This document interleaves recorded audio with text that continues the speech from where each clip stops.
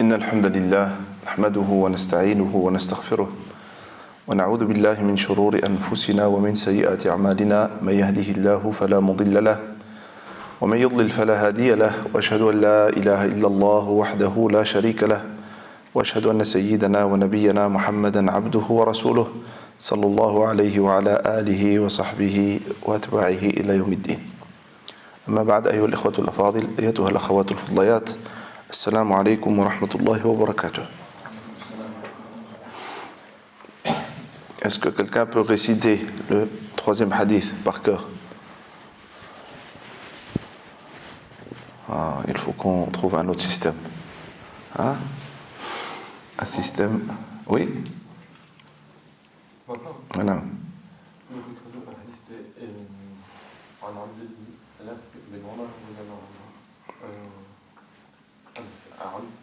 عبد الله بن عمر بن الخطاب رضي الله عنه سمعت قال سمعت رسول الله صلى الله عليه وسلم يقول إن الإسلام بني على خمس شهادة إن لا إله إلا الله وأن محمدا رسول الله إقامة الصلاة إيتاء الزكاة حج وصوم رمضان. Qui a rapporté le hadith? Rawahu al-Bukhari wa Muslim. C'est bien, mashallah. Zadakallahu hirsan. Est-ce qu'il y a quelqu'un d'autre qui a appris le hadith? Non? Alors on garde cela, inshallah, à l'esprit. Nous sommes aujourd'hui dans l'explication du quatrième hadith. On garde à l'esprit cet apprentissage, inshallah ta'ala. Si quelqu'un était occupé avec le travail, avec les études, là c'est les vacances. Donc il peut rattraper cela. Qui nous dit? Man yaqra al-hadith bil-arabiyya. On a dit qu'on s'entraînait à lire pour nous améliorer. Et ça, c'est une technique qui existe énormément chez les savants, surtout en Afrique, où les élèves lisent et ils font des fautes, parce qu'ils sont là aussi pour apprendre la langue arabe. Et hier, c'était la journée internationale, la journée mondiale de la langue arabe. Et demain, Inch'Allah, sera célébrée la journée mondiale de la langue arabe. Alors, c'est durant les assises de hadith ou de fiqh, on lit pour s'améliorer. Qui veut bien lire en arabe le hadith?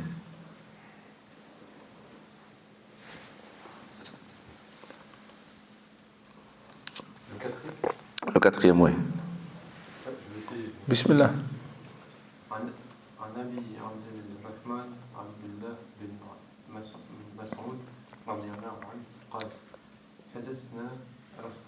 حدثنا رسول الله صلى الله عليه وسلم وهو الصدق المصدوق أن أحدكم إن أحدكم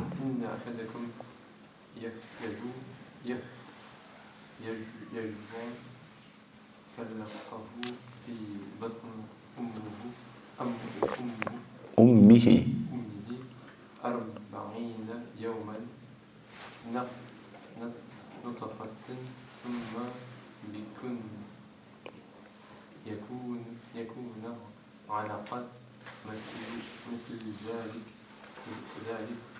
ثم يكون مضغة مثل ذلك ثم يرسل إليه الملك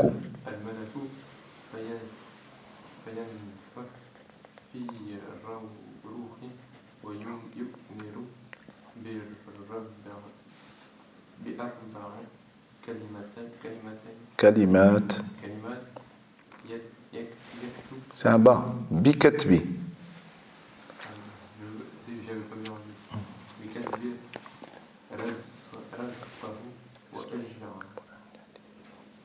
وأجعله وعمله وشرقي أو سعي فوالله الذي لا إله غيره إن أحدكم ليعمل بعمل أهل الجنة حتى ما يكون بينه وبينهما إلا ذراع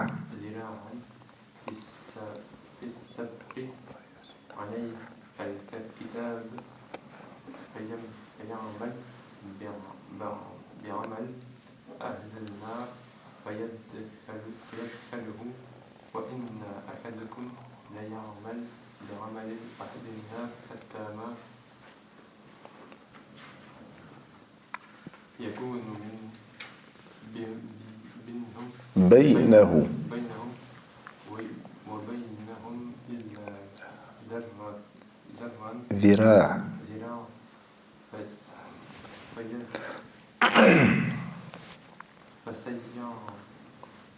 فيسبق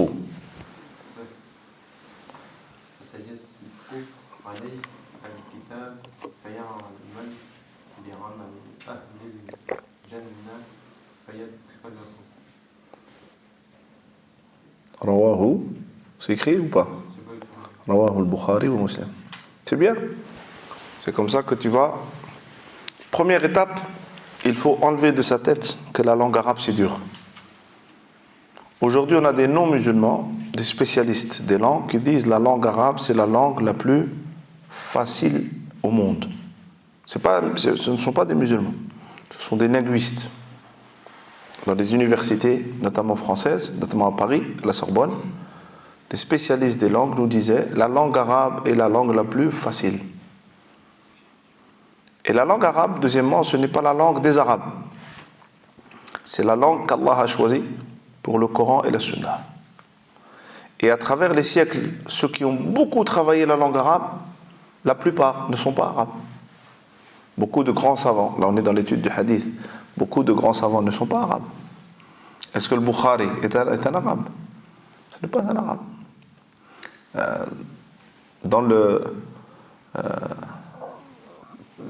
Est-ce qu'il y a un Albanais avec nous?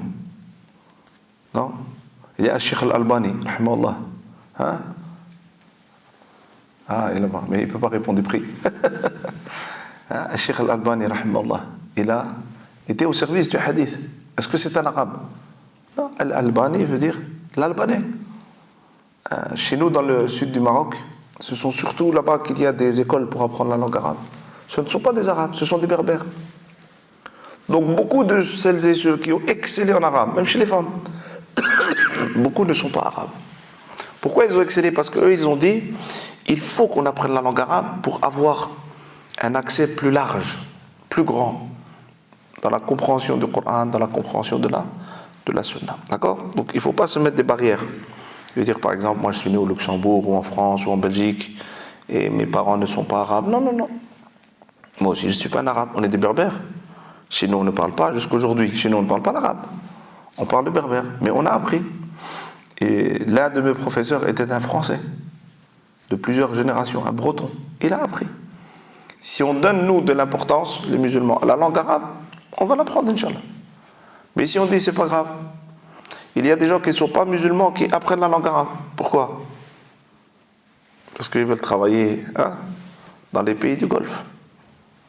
Alors nous, on doit redonner, Inch'Allah ta'ala, tous, l'importance pour la langue arabe et l'apprendre et l'améliorer. Si aujourd'hui tu as corrigé une erreur, tu es gagnant. Tu as gagné. Autrefois, les musulmans parcouraient des milliers de kilomètres pour écouter un hadith. L'écouter comme le prophète sallallahu alayhi wa sallam l'a prononcé. Et ils repartaient, ils étaient très très contents. Après-demain, il y a la Coupe d'Afrique des Nations qui commence. Il y a des gens qui sont déjà partis. Ils sont partis là du Luxembourg. Ils ont pris l'avion. Ils ont pris l'hôtel. Ils sont loin de leurs femmes, de leurs enfants, de leur famille, de leurs amis. Ils ont changé d'ambiance, c'est vrai. Tout ça pourquoi? Pour regarder combien de temps? Un match. Est-ce qu'ils sont fous ceux qui partent? Non, ils ne sont pas fous. Ils aiment. Eh bien, les musulmans avant, ils allaient longtemps. Ils revenaient pour un hadith, pour apprendre une règle. Et ça, nous, on doit le développer. Surtout à notre époque, où les gens vont loin pour le travail, pour le tourisme. Alors nous, pour nous, on doit aller encore plus loin et aller apprendre, Inch'Allah. D'accord? Barakallahu fik, fatahallahu lak. Qui peut lire le hadith en français, Inch'Allah, comme ça on commence l'explication?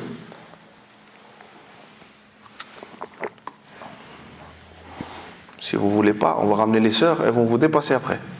Nous, on ne veut pas gêner les frères. Mais les femmes, je sais qu'elles apprennent les hadiths, elles lisent. Il y a la qui lit en français. Et bismillah. En français, tu vas lire, je vais t'arrêter pour expliquer. D'accord?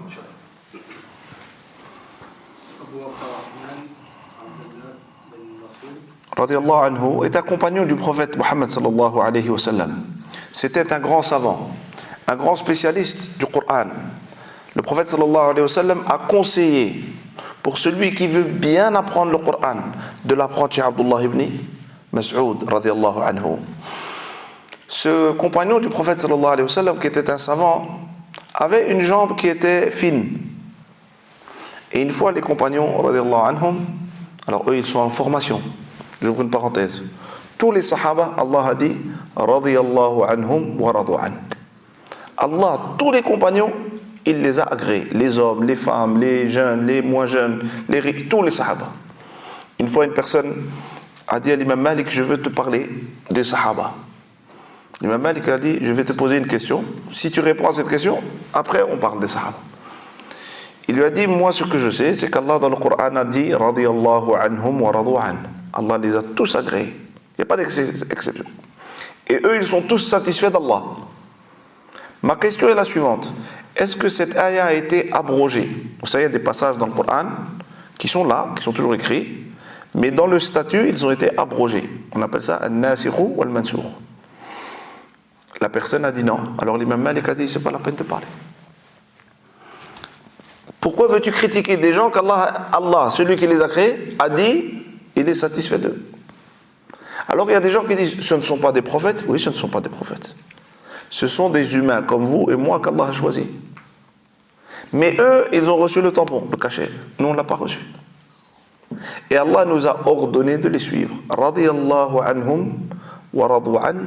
Allah n'a pas fermé la porte de l'agrément. Il a dit Dhalika liman khashiya rabbah. Cet agrément qu'Allah a donné aux sahaba et sahabiyat, Allah a dit Dhalika liman khashiya rabbah. Cet agrément est ouvert avec une condition, la crainte d'Allah.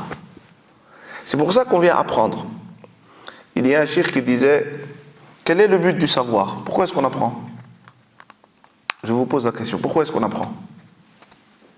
Pourquoi on apprend le hadith, on apprend le fiqh, vous apprenez avec Cheikh Saad? Il y a tout un programme qu'Allah le récompense et le bénisse et le préserve. Pourquoi vous apprenez? Quel est le but du savoir? Même les hypocrites mettent en pratique. وَإِذَا قَامُوا إِلَى الصَّلَاةِ قَامُوا كُسَالَى يُرَاءُونَ النَّاسِ وَلَا يَذْكُرُونَ اللَّهَ إِلَّا قَلِيلًا. Les hypocrites, ils prient. Hein? Les hypocrites, ils font des dhikr, mais ils ne font pas beaucoup de dhikr. Et quand ils prient, ils sont toujours paresseux. Ce cheikh nous disait, le but du savoir n'est pas que l'application. Parce que les hypocrites appliquent en partie, mais ils n'ont pas réussi. Allah nous apprend dans le Coran que le but du savoir, c'est la khashia. Innama yakhsha Allaha min ibadihi al-ulama. Le but du savoir, c'est d'atteindre cette crainte d'Allah, subhanahu wa ta'ala. Alors les sahaba, qu'est-ce qu'on dit? Les savants nous disent, il y a une règle.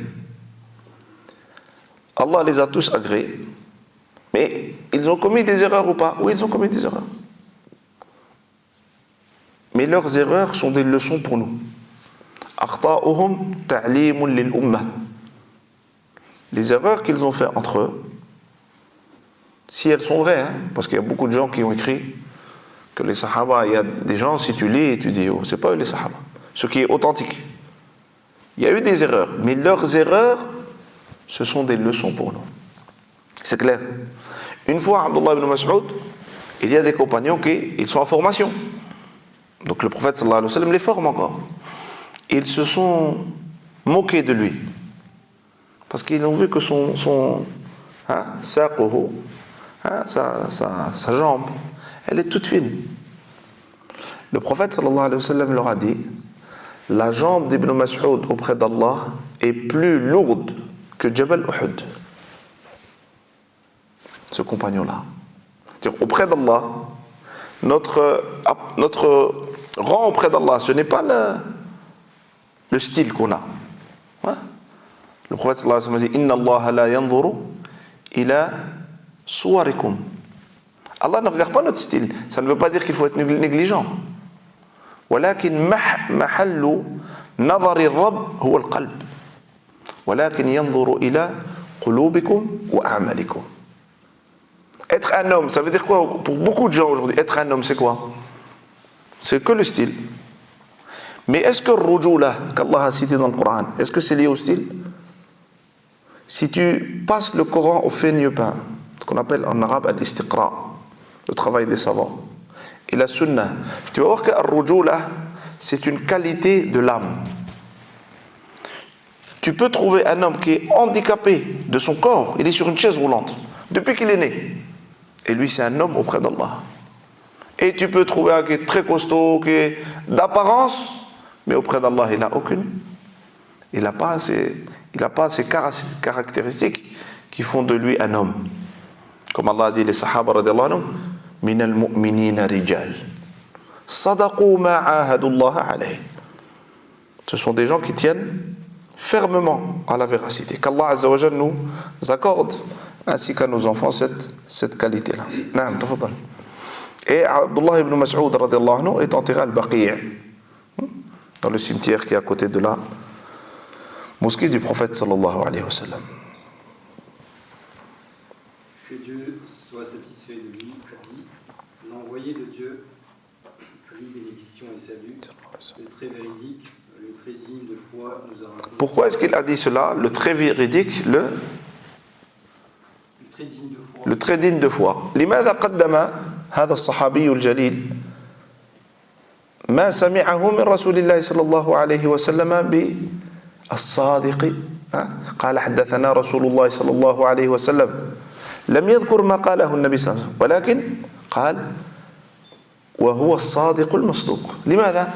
لأنه سيتحدث عن الغيب، فكأنه يقول للناس هذا الحديث الذي ستسمعونه مني لم آتي به من عقلي، هذا الغيب أخبر به الصادق المصدوق، الصادق في قوله والمصدوق فيما يأتيه من ربه.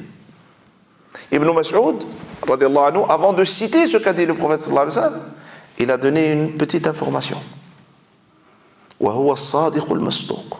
Il a dit, le prophète sallallahu alayhi wa sallam nous a dit, et il est as-sadiq al-masduq. Pourquoi est-ce qu'il dit ça? Parce que là, il va parler de quoi? Il va parler de l'invisible. C'est comme s'il disait aux gens, ce que je vais vous dire de l'invisible, ce n'est pas moi qui vous l'invente. Mais c'est qui le dit? As-sadiq, celui qui est véridique. Même les polythéistes à Mecca disaient, le prophète sallallahu alayhi wa sallam est véridique. Ils l'ont surnommé as-sadiq al-amin.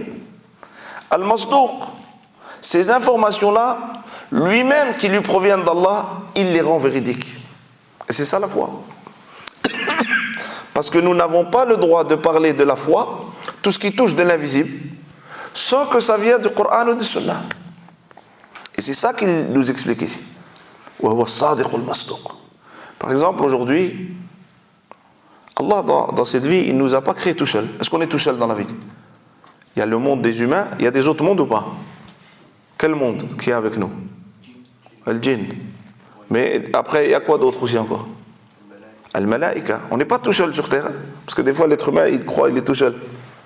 Même quand tu es tout seul dans ta chambre, tu n'es pas tout seul. Il y a un monde qu'Allah a créé. Et ce monde, il faut le connaître. Et ce monde, on n'a pas le droit de parler de lui, parce que c'est un monde invisible, sans les textes authentiques et clairs. Allez, parce que le frère, il a dit les djinns. Les djinns, pas les djinns qu'on porte, les djinns. Les djinns, si tu écoutes les musulmans, ce qu'ils disent, certains, c'est catastrophique. Et il n'y a pas de texte. Alors il y a des histoires et des histoires. Et tu peux parler de maintenant jusqu'au subh. Avec un verre de thé, ça va y aller. Ils disent beaucoup de choses. Et il y en a qui ont peur, et il y en a... Pourquoi? Parce qu'ils n'ont pas respecté cette règle-là. Tout ce qui touche à l'invisible, il faut que le texte il soit authentique. Donc tout ce qui est dans le Coran, c'est bon. Et la sunna du prophète sallallahu alayhi wa sallam. Sinon, il ne faut pas parler. D'accord? C'est clair, cette règle est claire. Si quelqu'un nous parle de l'invisible, il faut qu'il ne parle pas de sa tête, son imagination. Ça, c'est un conte. Mais si tu parles de la foi, il faut que ça provienne de Al-Wahyayn, le Coran et la Sunna, les deux révélations. C'est pour ça qu'il a dit c'est comme s'il nous rappelle. Ce que je vais vous dire là, ça vient de qui? Ça vient de la révélation du prophète sallallahu alayhi wa sallam. Il nous a raconté ce qui suit. Certes, chacun de vous, lorsqu'il est créé, sein de sa mère est d'abord pendant 40 jours une gouttelette, puis devient du sang coagulé pendant une semblable durée de temps. Puis enfin, durant le même laps de temps, devient comme une bouchée de chair. Là-dessus, l'ange lui est envoyé, lui insuffle l'âme. Donc là, il a cité 40 et 40 et 40. Ça fait combien? 120. Ça fait combien de mois? Ça fait 4 mois. Et c'est à ce moment-là que l'ange vient insuffler l'âme. D'accord? Ça, c'est un avis chez les savants. D'autres savants, ils ont dit, quand il a parlé misla dhalik, ça veut dire un jour, ça veut dire au bout de 42 jours. D'accord? Et 42 jours ou 4 mois. C'est à ce moment-là que l'ange vient et qu'il insuffle l'âme. D'accord? Il a cité ces étapes qui, à l'époque du prophète sallallahu alayhi wa sallam, les gens ne connaissaient pas. Et quand il arrive à la fin de ces jours, l'ange vient par ordre d'Allah subhanahu wa ta'ala et il insuffle l'âme. C'est pour cela que pour certains savants, quand la femme fait une fausse couche, par exemple c'est le cas chez les Malikites, quand la femme fait une fausse couche, pour ça, les règles qui touchent à la femme, c'est pas que pour les femmes. Même toi, quand tu vas te marier, il faut que tu saches ça. Si la femme, elle fait une fausse couche, il y a des savants qui, avec ce hadith, ils disent, avant 4 mois, il n'a pas encore d'âme. Il est en constitution. D'accord?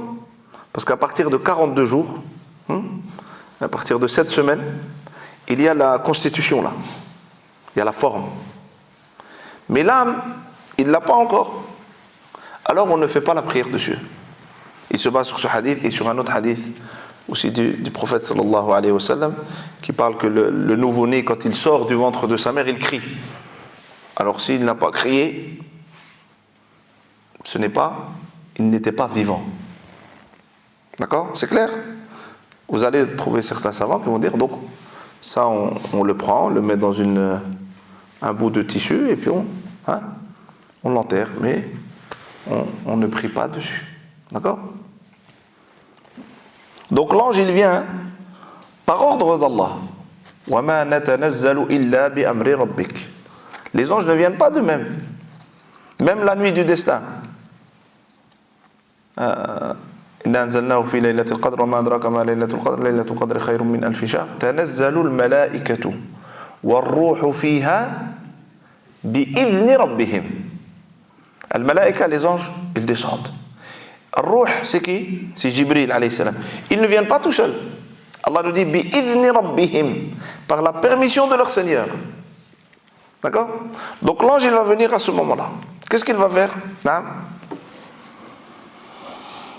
Et il est ordonné à celui-ci d'accomplir 4 commandements. Donc l'ordre lui vient d'Allah subhanahu wa ta'ala.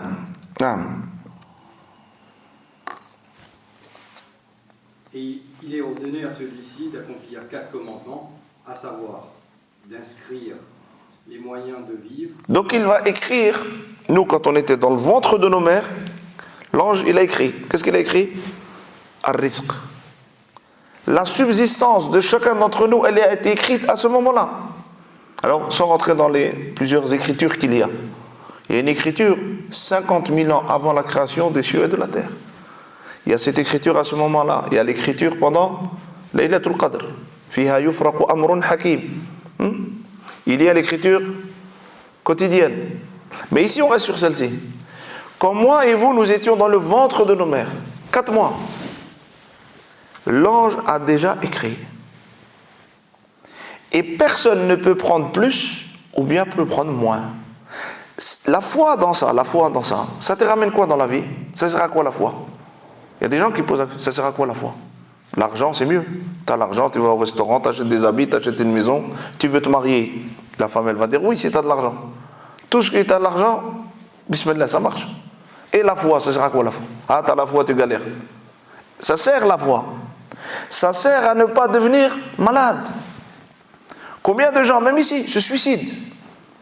Il a perdu son travail et il se suicide. Ça existe ou pas? Lisez les statistiques, c'est pas moi qui est dans les statistiques. Ce ne sont pas les imams qui font les statistiques des pays.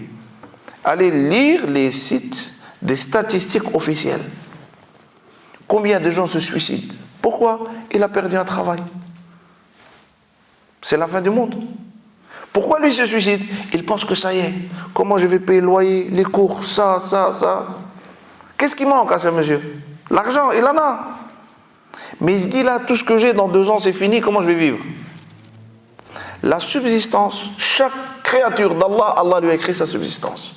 Ala wa inna li kulli Jibril alayhi salam, le prophète sallallahu alayhi wa sallam nous informe que Jibril est venu lui insuffler ces paroles. Que chacun ne pourra quitter cette vie. Ala wa inna nafsan lan tamuta hatta tastawfiya rizqaha. Aucune âme ne mourra tant qu'elle n'a pas fini sa subsistance. Et ça, vous l'avez certainement vécu, ou vous avez entendu, ou vous allez le vivre. Des fois, quelqu'un de la famille à l'hôpital, hein? Avant il mangeait bien, machallah, le hajj, ou la maman, ou le frère, hein? Maintenant il ne mange plus. Elle est malade. Après il va à l'hôpital, un petit peu, des petites soupes. Et petit à petit, ils disent ça y est, il n'arrive plus, il ne peut plus manger. Ils vont lui mettre, hein? Il va manger encore un petit peu, il a encore un peu de risque. Et des fois, les médecins appellent la famille. Ils disent, monsieur, faites vos adieux. Ça, c'est pas le ghaïb. Ça, c'est par l'expérience. Quand la nourriture, ça rentre plus, très souvent, ça veut dire que c'est fini. Au bled, ils disent, ramenez le papa ou la maman à la maison, qu'il meure autour de sa famille.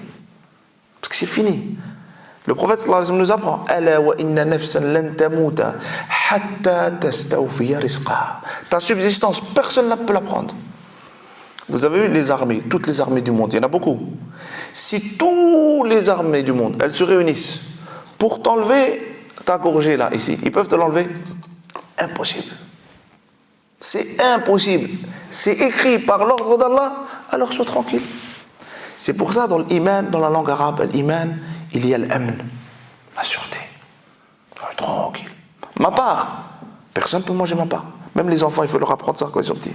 Parce que des fois, tu dis, ah, il m'a mangé ma part de pizza, tout ça, ils font la bagarre, les enfants. Non, dis non, c'était sa part.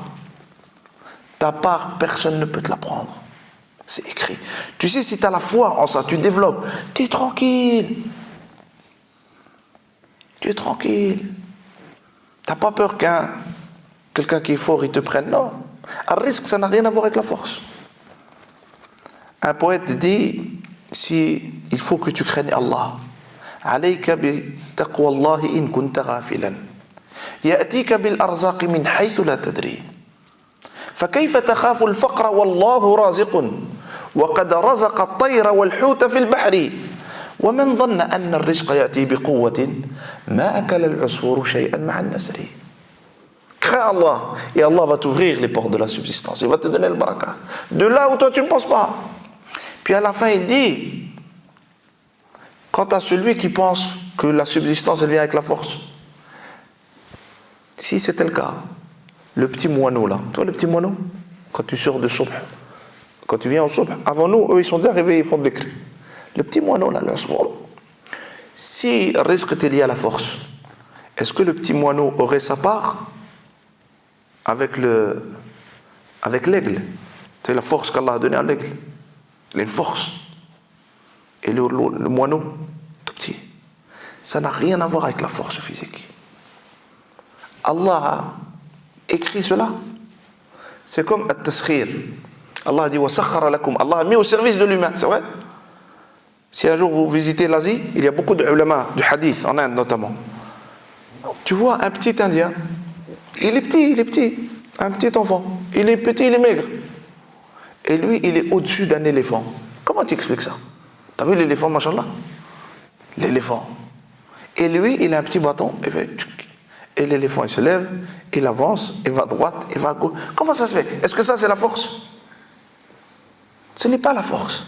Ça, c'est Allah qui a créé le monde animal au service de l'être humain. C'est pour ça qu'on dit, lorsque les gens nous disent, Monsieur l'imam, est-ce que je peux être vegan? Pourquoi tu veux être vegan? Quel est le problème de la viande? Il dit, vous les musulmans, vous n'avez pas de cœur. Vous vous égorgez, hein? Les moutons, tout ça. Mais Allah les a créés pour ça. C'est comme si vous dites à quelqu'un qui est assis dans une chaise, vraiment toi là, l'imam, tu parles de miséricorde, mais t'as pas aucune miséricorde. Parce que ça fait 30 minutes que tu es assis sur la chaise. Tu lui fais mal la chaise. Un frère va dire, oh mon frère, ça va? La chaise, elle a été fabriquée pour quoi? Pour qu'on s'assoie dessus. Les animaux, Allah les a créés à notre service. Certains, nous les mangeons. Certains, nous montons dessus pour nous déplacer. Et certains, nous prenons la laine. Donc, le rizq, c'est par ordre d'Allah. Et c'est partagé selon la sagesse d'Allah.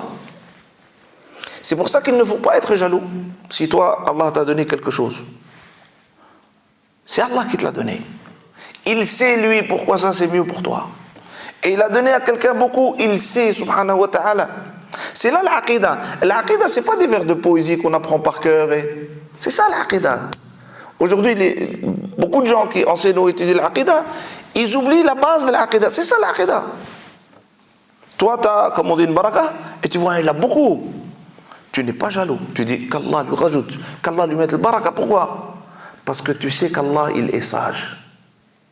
Il a partagé à chacun ce qu'il a besoin. Naam, tfadal.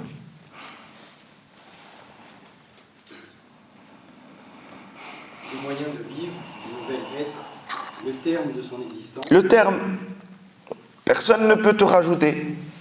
Vous avez vu quand quelqu'un est en train de mourir, la famille, ils sont autour de lui. Qui a déjà vécu ça? Vous avez peur des... Ça, c'est des situations où il faut y aller. C'est comme le cimetière. Tu vois, le hajj ou le hajja, le frère ou la sœur, il est allongé. Il y a tous ses enfants, toute sa famille, tous ses amis. Et la sunna ici, c'est de dire La ilaha illallah, la ilaha illallah, la ilaha illallah. De répéter cette parole pour l'aider à la sortir. Ses enfants, ils l'aiment ou ils l'aiment pas? Quand les enfants ils sont réunis autour du papa, ils l'aiment ou pas? Il y a des gens qui disent je peux t'enlever je m'enlève ma vie, je la donne. Ils aiment leur père, ils aiment leur mère. Est-ce qu'ils peuvent lui donner quelque chose? Est-ce qu'ils peuvent lui rajouter ou diminuer? C'est écrit. C'est pour ça quand quelqu'un meurt, on dit Inna lillahi wa inna ilayhi raji'un. C'est lui qui nous a donné la vie. C'est lui qui a écrit un moment où tu vas t'arrêter. C'est comme si tu prends la route, à quelques kilomètres, il y a la frontière.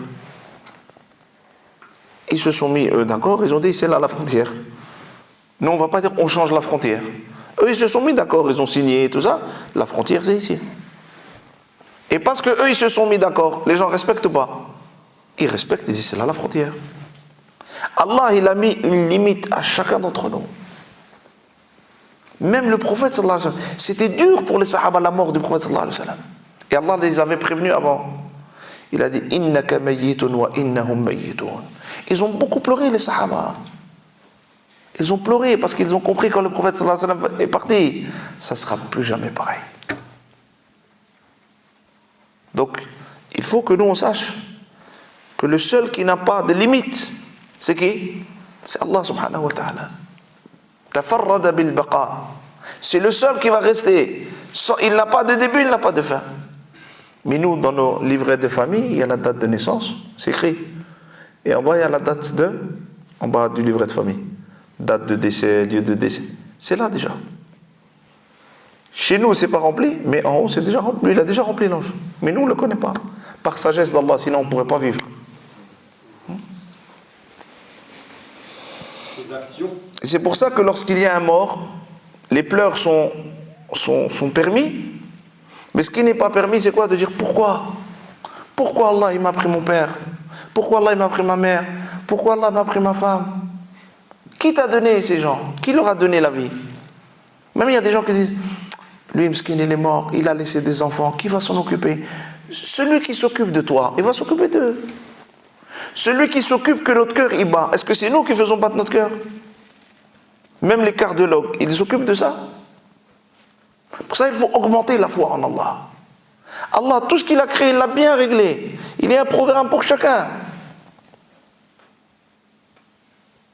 Mais il faut croire en cela. Tafadal.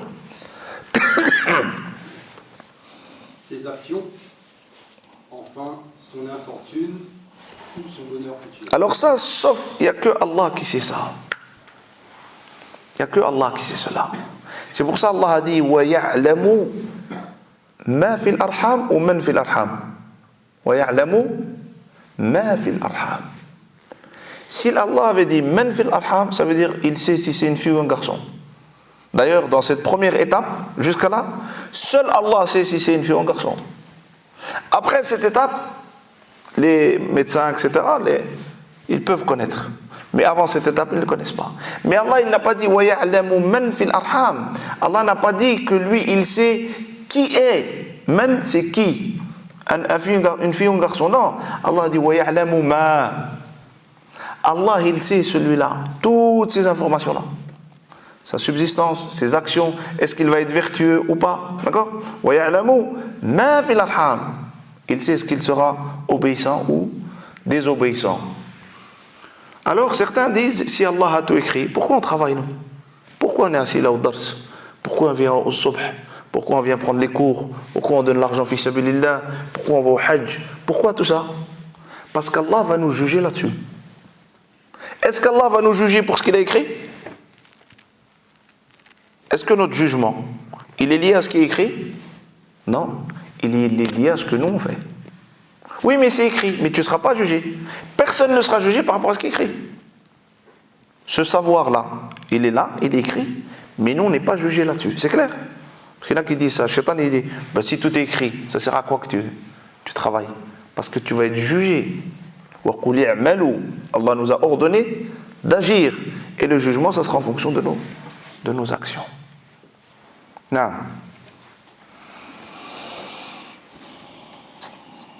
Par Allah, en dehors de qui il n'est pas d'autre divinité. Des fois, le prophète sallallahu alayhi wa sallam va jurer pour donner une information.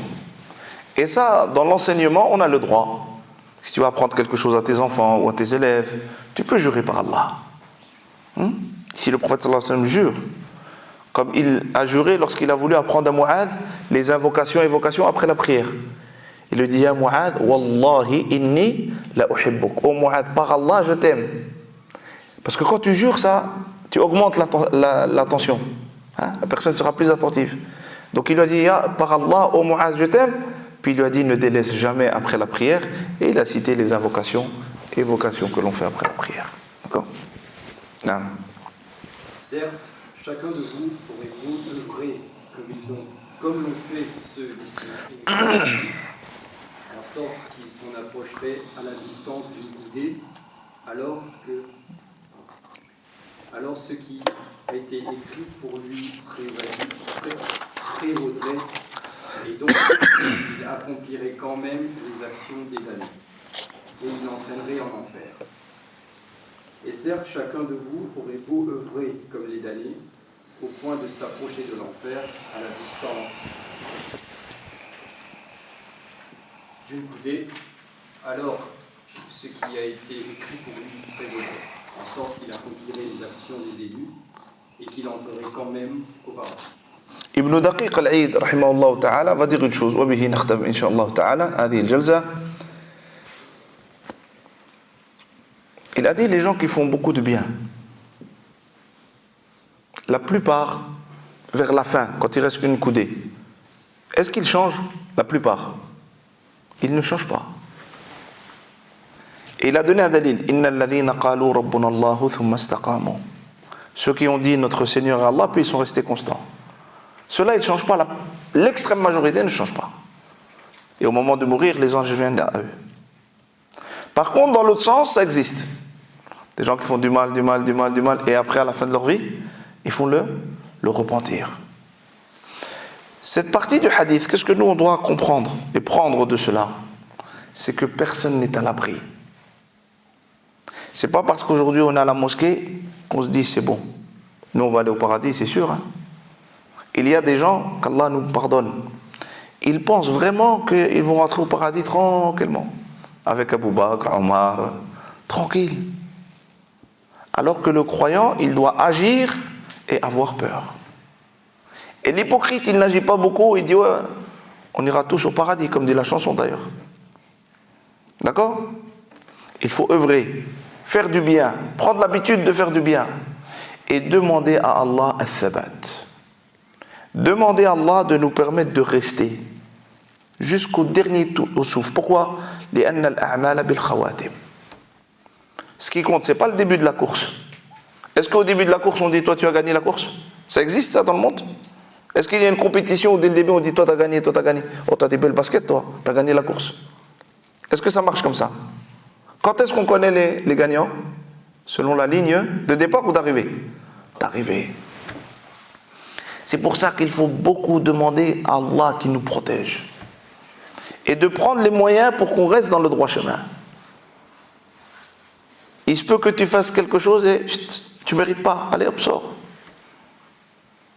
C'est pour ça qu'il faut avancer, œuvrer, mais toujours ne pas se sentir meilleur que les autres. Ne pas se sentir à l'abri. Le prophète sallallahu alayhi wa sallam nous a appris qu'à la fin des temps, il y aura tellement de tentations que la personne le matin sera croyante, pas musulmane, croyante. Et le soir, il sera impie. C'est pas qu'il a fait des péchés, il est sorti de l'islam. Le matin, il est croyant, pas musulman, c'est mu'min. Yusbihu ar-rajulu mu'mina wa yumsi kafira. Ou wa yumsi mu'mina wa yusbihu kafira. Le soir, il est croyant. Et le matin, il n'est plus du tout musulman. Il est sorti de l'islam. Ya Allah, c'est ça les tentations, oui. Pourquoi? Yabi'u dinahu bi'aradin min ad-dunya. Il vend sa religion pour un tout petit bout minuscule. Bi, les tab'id, pour dire un peu. Aradin, un bout. Min, encore un petit bout. De ce bas monde. C'est pour ça qu'il faut demander à Allah la fermeté. Allahumma inna nas'aluka al-thabata fil amr. Le prophète sallallahu alayhi wa sallam, il a dit à un compagnon, lorsque les gens vont mettre de côté les diamants, l'or et l'argent, toi, faknizu haoula il kalimat. Et la première, Allahumma inni as'aluka thabata fil amr. Tu demandes à Allah qu'il te laisse. Parce que si tu sors et que tu meurs hors jeu, c'est difficile. Cheikh Ibn Uthaymin rahimahullah ta'ala disait, demandez tous les jours qu'Allah Azza wa Jal vous donne une bonne fin. C'est pas gagné. Il y a des gens aujourd'hui, ils sont dans les bars, ils vont être ici. Nous aujourd'hui, on est ici, on ne sait pas comment on va mourir. Qu'Allah Azza wa Jal nous accorde une bonne fin à nous, à nos parents, à nos enfants, à chaque croyant, à chaque croyante. C'est pour ça qu'il ne faut pas l'orgueil. Regardez, Iblis, c'était un djinn. Regardez combien il a adoré Allah. Mais à un moment donné, il a été orgueilleux et il a été sorti. Comme si au travail ou dans un match, on te dit, allez, t'es fatigué, t'es plus à la hauteur. Sors. وَإِن تَتَوَلَّوْا يَسْتَبْدِلْ قَوْمًا غَيْرَكُمْ ثُمَّ لَا يَكُونُوا أَمْثَالَكُمْ. Qu'Allah Azza wa Jalla nous préserve et nous protège et nous permette d'être attachés à la sunna du prophète sallallahu alayhi wa sallam jusqu'au dernier souffle de notre vie. Subhana rabbika rabbil izzati amma yasifun. Wa salamun ala al-mursalin walhamdulillahi rabbil alamin.